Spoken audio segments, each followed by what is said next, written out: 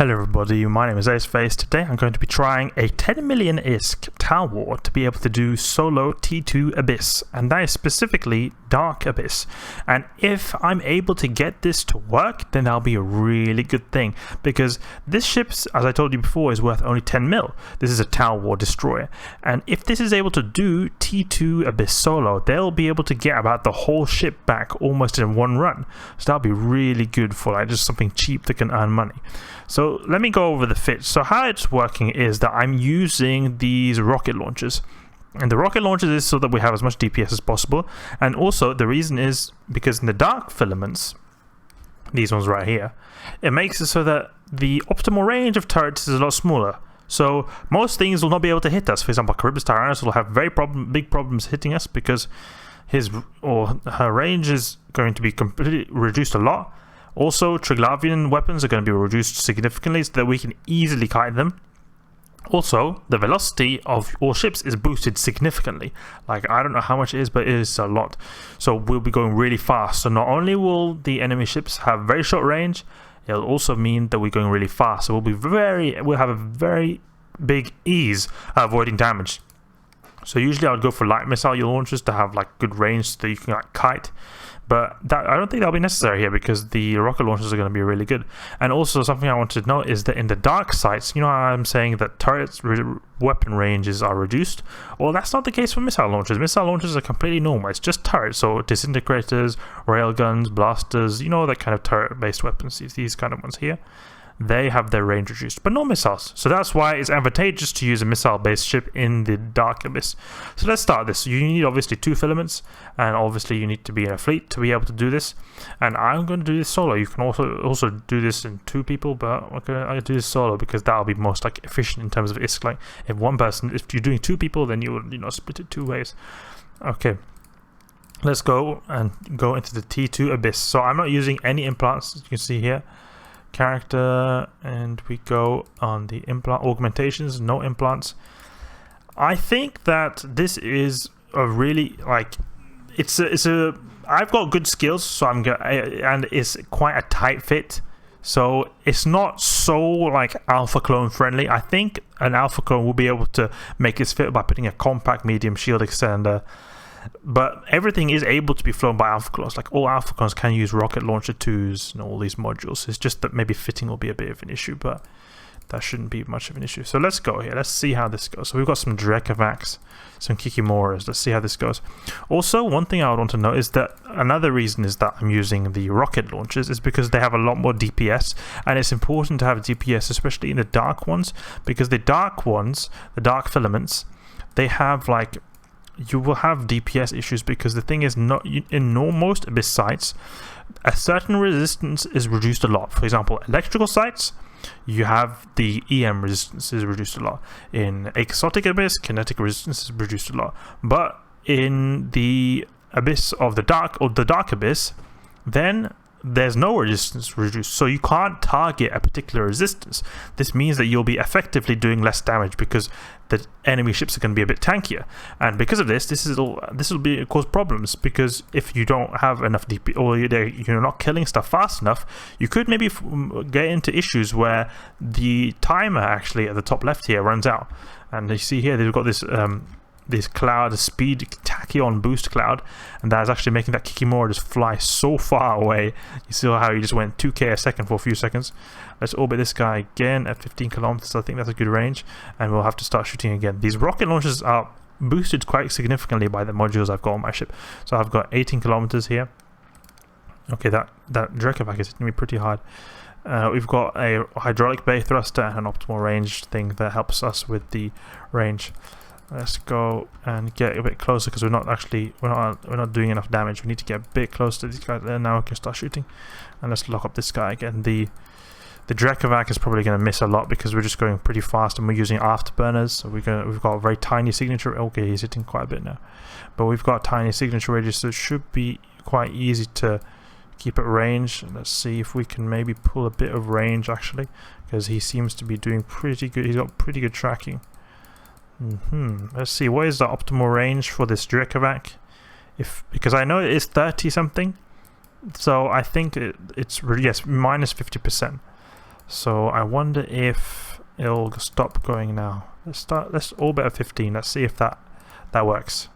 Oh, smashing hit. Oh, no. That's not good. Let's just orbit here. It misses completely.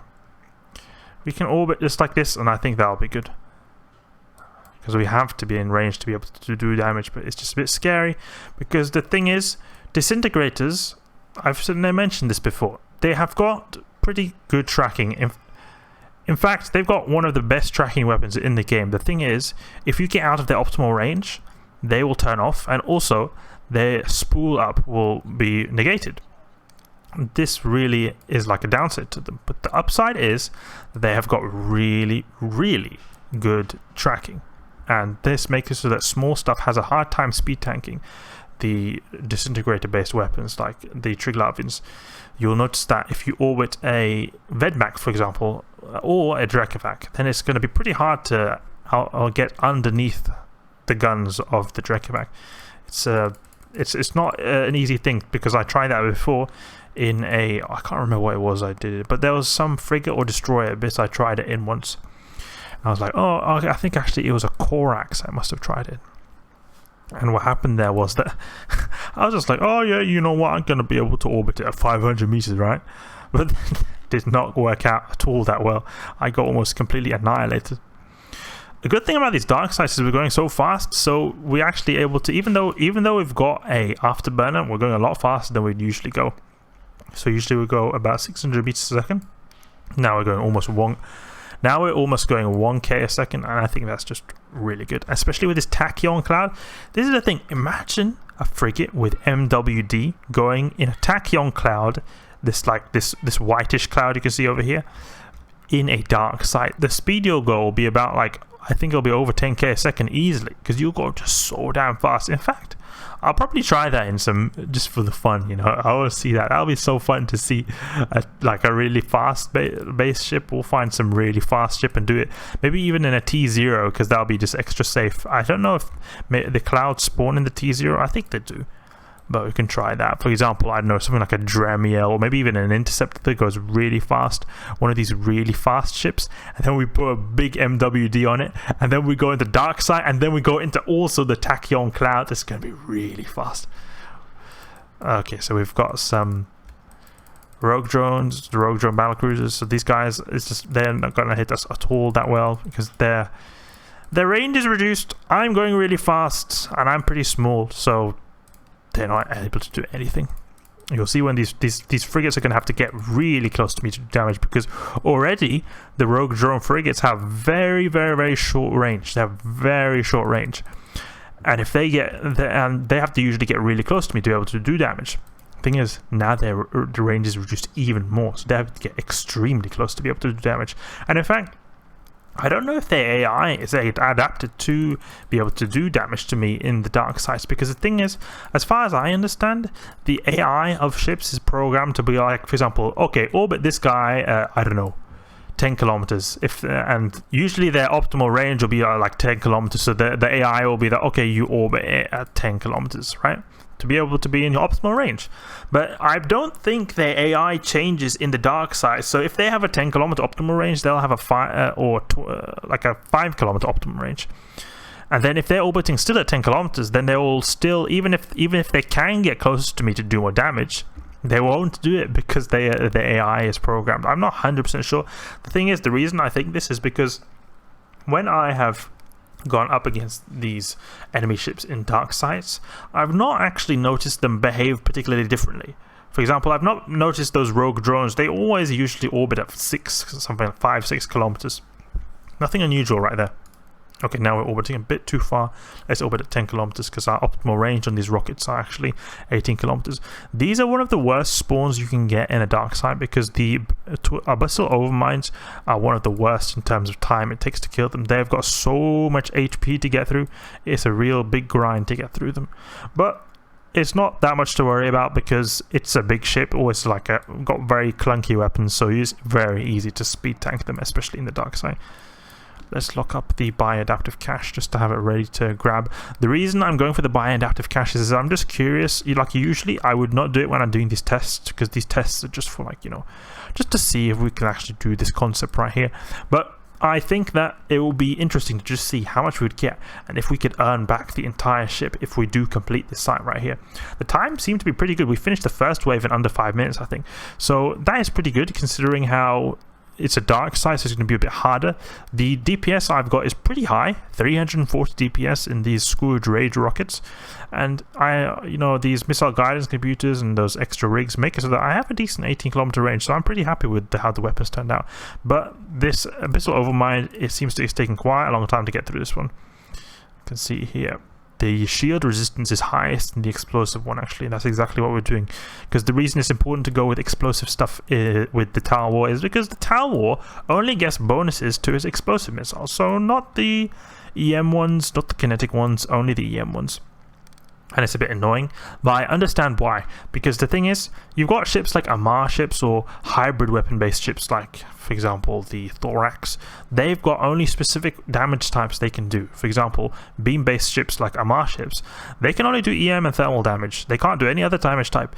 So it makes sense, or hybrid weapon-based ships like Thoraxes, for example, they can only do kinetic and thermal damage. So they're locked to those. The thing is, if you've got missiles, you can just put whatever missile in you want. So I can see how they want to balance it out, so make it so that, okay, yes, they can do all damage types, but there's only one they're effective in. Because it would seem a bit strange if only certain ships were able to equip certain missiles. But that's the reason, at least I see why they've made it so that the missile type is, or bonus is, only affecting one type of missile. And it seems like the armor is in fact going quicker than the shields. I find that a bit strange because you've got 56% damage resistance on the shield, and I thought that the Abyssal Overmind ships, they have the most amount of their EHP in the armor. So the explosive resistance is lowest, or one of the lowest ones, second lowest in the armor, but I still thought that in general the armor is like EHP pool is bigger. No resistance is like the EHP is bigger in the armor. So maybe the Toilet Abyssal Overmind is shield based.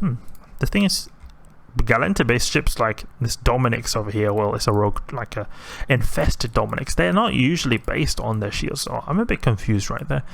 Maybe the resistance really somehow doesn't like the explosive. I mean, I'm not really 100% sure on that, why the armor took so much less time.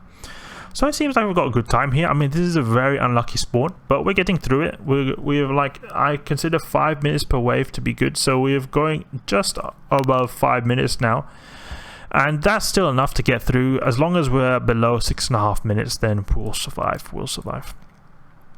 Or 6, and yeah, just over 6.5 minutes, then we'll survive. And that's what we're doing right now. We'll then, soon this guy is dead, and we'll make our way to the Truglavian bioadaptive cache to grab the loot. I will actually do a little comparison, see if we've earned the ship back, because I'm quite confident we'll be able to earn the ship back. This T2 site is giving us as much as 2 cruiser T2s because we're using destroyers.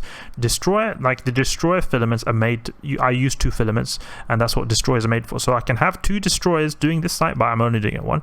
But this means that the biocombinative cache will give twice the amount of loot as a normal cruiser site.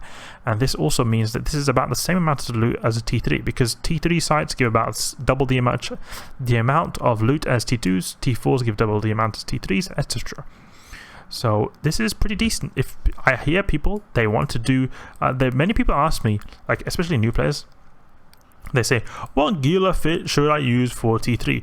Well, you in fact maybe won't even need to do T3s. You could just do T2s in like a destroyer, earn the same amount, but use a much cheaper ship or less skill intensive ship. So this will be really cool if we're able to do it. But in general, it still doesn't hurt to be good at the Gila. The Gila can be used very good for the high tier filaments, and it's quite difficult to do them in frigate-based ships. Or it's a lot more, you have to use your brain a lot more. It's a lot less AFK friendly. You have to really pay a lot of attention. Let's grab this. Go to the next site, or next transfer conduit. Okay, so that took a pretty hefty amount of time right there, about 7 minutes. So that is not good, but I think I'm pretty sure we'll pull through right there. I think we finished the first wave just under 5 minutes, or at the 5 minute mark. If it was at the 5 minute mark, that was good. because that means that we took about what was it now, 7 minutes. But the Drekavac wave is also a pretty bad wave as well. They're pretty tanky, those Drekavacs. So I mean, considering all those things, we did pretty well. The time is alright, because it usually takes a really long time to get through the Drekavac. The Drekavac is pretty tanky, but the explosive missiles do quite a bit of damage, because now that I think about it, Triglavians, they do have a very low explosive resistance, so it's very good to do those explosive damage to the Triglavians. Let's wreck this guy, anchoring Damavik. What does he think he's going to do? And then we go to this guy over here, anchoring Damavik. He's going to get wrecked. Oh, we're starting to take a bit of damage right now, but it's alright. I think we'll pull through. Oh, that Vedmak. Let's orbit the Vedmak so we keep up transversal. Okay. Oh, we're taking a lot of damage from that Vedmak. In fact, I didn't expect this at all. Oh, it's because of the tracking pulse. We need to get out of this. Let's get out of this tracking pylon. No! No! We're gonna die! No! The tracking pylon! The RNG! No! No, no, no, no, no, no, no. Can we not orbit this guy at 500, please? Orbit this guy at 500. Orbit this guy at 500. Oh yeah, he's missing. No! Come on! We just need to... yeah, he's missing completely. So now we just have to hope and pray that this guy is not lucky and actually I hit this guy. Or kill this guy before he hit... Yeah, we're dead. Unfortunately, that's what happens. You know, if I had maybe an MWD, I could have maybe kited the guy, because I was not fast enough with that Afterburner to be able to kite him. It would have been very easy to kite a Vedmak in an MWD, because the Vedmaks usually have about 22 kilometer range, so you just stay out of that 22 kilometer range and he'll do 0 damage. But since we're in the dark side, he is going to have then like 12 kilometer range. So this means that it's very easy for me to kite him, assuming I had an MWD. Now here's the thing, I did not have an MWD, I had an Afterburner, and Afterburners, you know, pretty slow. He was easily able to catch up with me. So that could maybe be another test, to be able to do this, but in an MWD based ship. Anyway, that's it for this video. Hope you guys enjoyed. If you did, please leave a like and subscribe. I'll catch you guys later.